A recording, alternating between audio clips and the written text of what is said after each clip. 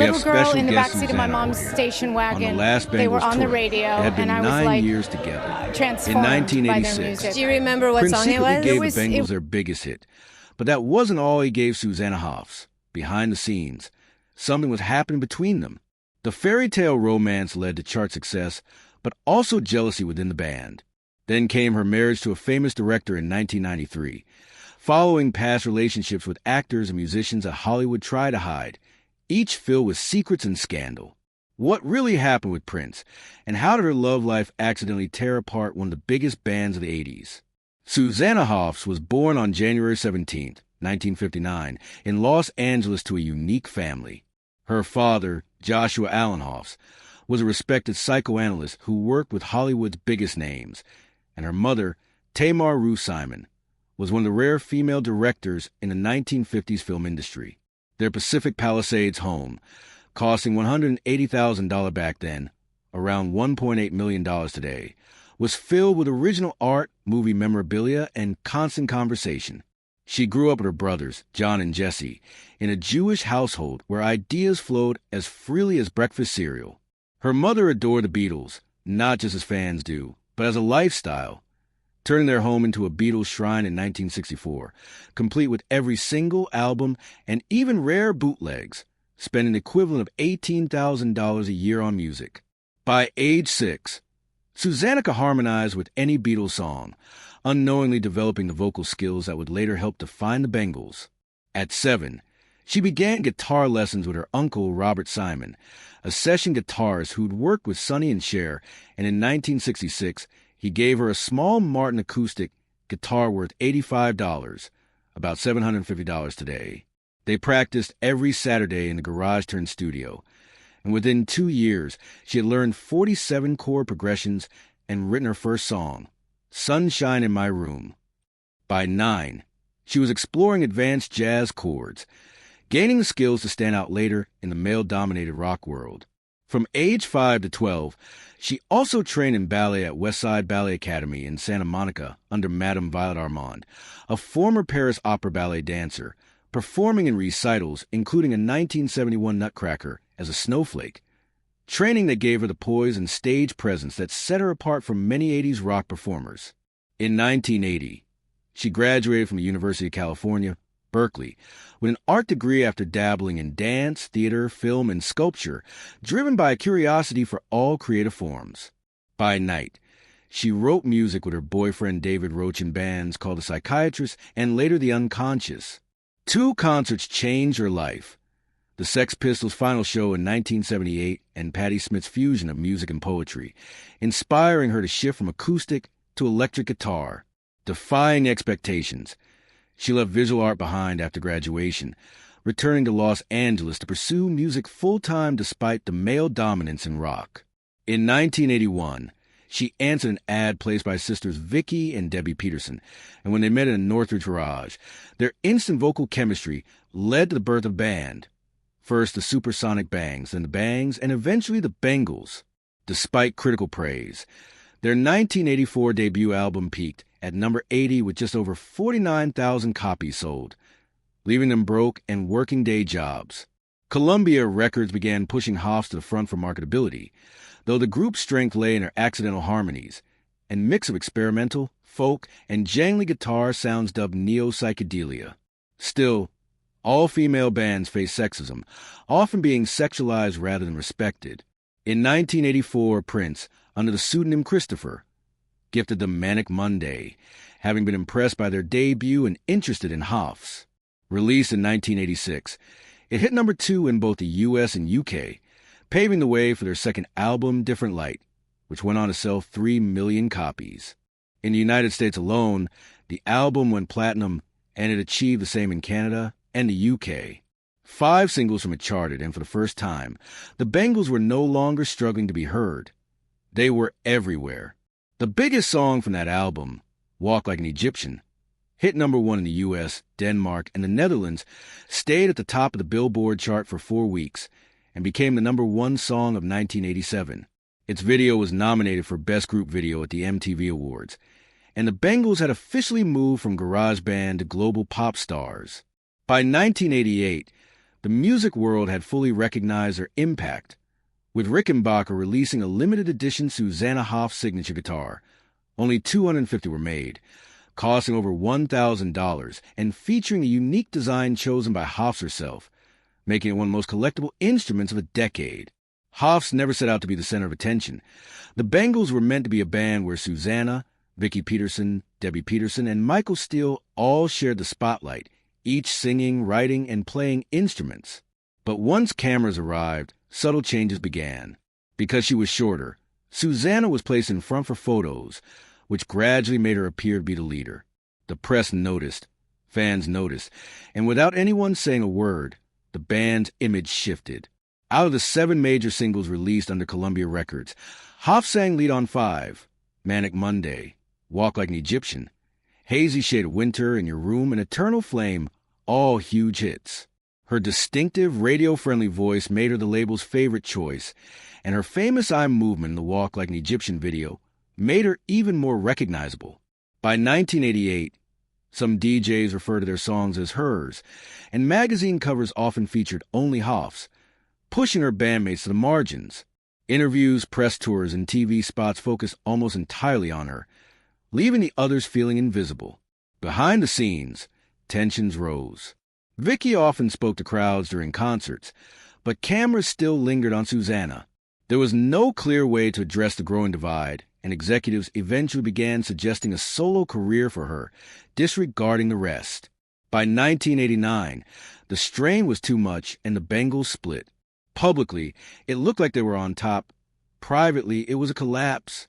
Meanwhile, in 1987, The All-Nighter, a beach-themed comedy written and directed by Hoffs' mother, Tamar Simon Hoffs, was released, starring Susanna alongside Joan Cusack, Dee Pfeiffer, and Pam Grier.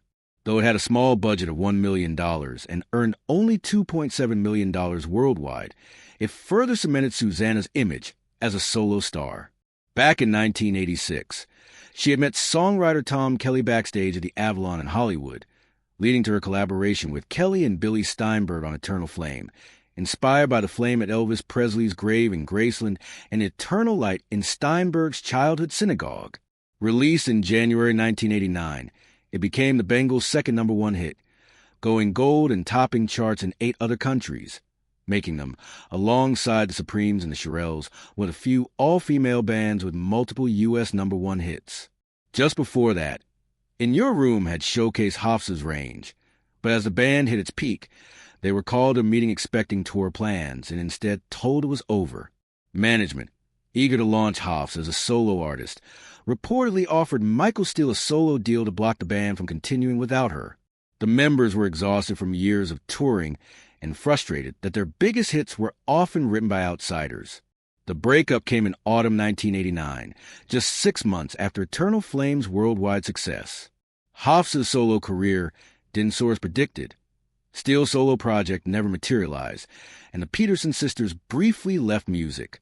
In 1991, Hoffs released her debut solo album, When You're a Boy, produced by David Kane. Its lead single, My Side of the Bed, reached number 30 on the Billboard Hot 100, but the album itself peaked at number 83 in the U.S. and number 56 in the U.K., with critics dismissing it as airbrush boredom. Columbia released 3 singles from it, but none gained traction. By 1996, Hoffs shifted to a folk-influenced style for her self-titled second album, which Columbia rejected.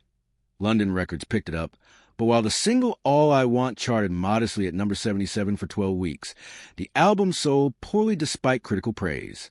Around this time, Hoffs unexpectedly became part of a fictional 1960s band, Ming T, with Mike Myers and Matthew Sweet, performing as Gillian Shagwell alongside Myers' Austin Powers and Sweet Sid Belvedere. Initially a playful act in Los Angeles nightclubs, Ming T evolved into full performances in all 3 Austin Powers films, recording songs like BBC and Daddy Wasn't There, ironically giving Hoffs new visibility just as her solo career had stalled. Susanna Hoffs' lighthearted work ended up more popular than her serious albums.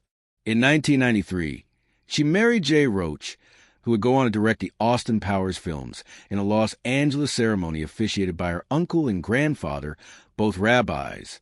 Her grandfather told her, You, my princess, have now brought me a prince. Roach, raised Southern Baptist, converted to Judaism before the wedding. They had 2 sons, one in 1995 and another in 1998. And Roach later directed Meet the Parents and political films like Recount and Game Change. In 2023, Hoffs said it took many past relationships, including ones with Prince and actor Donovan Leitch, to realize Jay was the right one. Her greatest musical success after the Bangles came through collaboration, partnering with Matthew Sweet on Under the Covers Volume 1 in 2006 under the name Sid and Susie, recording 15 songs from the 1960s. They shared a love for classic songwriting and followed with Volume 2 in 2009, featuring 1970s tracks from Carly Simon, Rod Stewart, and Fleetwood Mac, and Volume 3 in 2013, covering 1980s artists like The Pretenders and The Smiths. Across the trilogy, they covered 57 artists from the Beatles to Prince, later compiling them in a 4-CD box set, completely under the covers, which became her most praised work since the Bangles. In 1999, the Bangles shocked fans by reuniting after 10 years of not speaking. Not for nostalgia, but because VH1 offered them $2 million for a behind-the-music special. At the time, Hoffs was making only $50,000 a year from solo work. They met on March 15, 1999 at Sound City Studios in Van Nuys, spending the first 3 hours silent, communicating only through their manager from separate recording booths until playing Manic Monday broke the tension and brought Hoffs to tears. The special drew 4.2 million viewers, VH1's highest-rated episode that year, and led to a new album, Doll Revolution, released March 15, 2003, costing $500,000 to make, borrowed against future royalties. It sold only 12,000 copies in its first week to lukewarm reviews. But Something That You Said slowly caught on, reaching number 27 on the adult contemporary charts and saving them from financial disaster. The album eventually sold 180,000 copies worldwide, with fan favorite Ask Me No Questions originating during their 1989 breakup. Their next album, Sweetheart of the Sun, 2011, was recorded in Hoffs' Beverly Hills kitchen between 9 a.m. and 3 p.m. while her kids were at school, using Potts' sound panels and GarageBand on her MacBook Pro. Recorded for just $18,000, it sold 45,000 copies in its first month, triple expectations, and spawned the documentary Sweetheart Sessions. Outside of music, Hoffs devoted herself to raising her sons, Jackson, born 1994, and Sam, born 1997, spending over $3 million on their education. Both attended Stanford, though Jackson had to transfer in after 2 rejections, with tuition costing $47,000 per year. Hoffs sold her Malibu beach house for $2.1 million to help pay. Sam earned a full scholarship in computer science. Jackson now works in Nashville as a music producer earning $35,000 a year, while Sam became a tech entrepreneur worth $2.8 million by age 25. In July 2011, a car accident in Beverly Hills with songwriter Andrew Brassel led to a creative partnership and her solo album Someday, produced by Mitchell Froom for $500 a day. Though it sold just 23,000 copies, it earned $400,000 in licensing and became her most critically acclaimed work, with Rolling Stone calling it her masterpiece. In April 2023, she released her debut novel, This Bird Has Flown, praised by the New York Times, NPR, and the Los Angeles Times for its authenticity and heart. Universal Pictures bought the film rights before publication, with Hoffs writing the screenplay herself. Between 2021 and 2025, she was more prolific than ever, releasing 3 albums: Bright Lights 2021, The Deep End 2023, and The Lost Record 2024. On March 26, 2025, she performed at Carnegie Hall in a tribute to Patti Smith's Horses, sharing the stage with legends like Flea and Steve Jordan. At 66, she went viral for her youthful appearance after posting a makeup-free Instagram video caption. This is 65, inspiring fans with her openness about aging and occasional throwbacks to her Bangles-era style. Solidify her status as a role model for women everywhere. Do you want her to also make a shorter, tighter version of this so it's easier to read without losing the key events?